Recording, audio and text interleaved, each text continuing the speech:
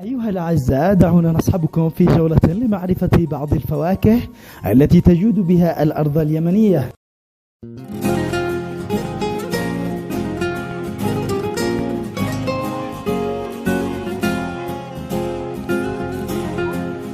باليمنية الذي يورده الباعة من بني حشيش.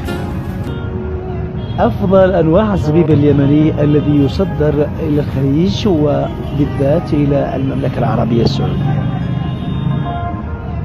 ومن أفضل الفواكه التي تجود بها الأرض اليمنية فاكهة المانجو، إضافة إلى فواكه أخرى يبيعها الباعة المتجولون هنا في صنعاء.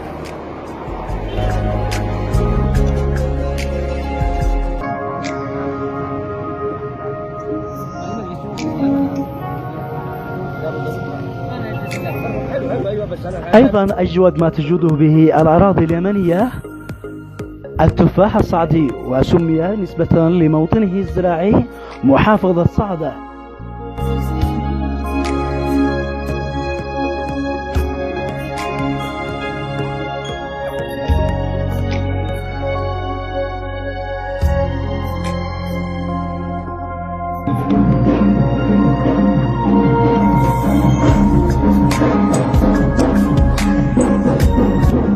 ومع لطف الحديث مع هؤلاء الأشخاص نودعكم على أمل اللقاء.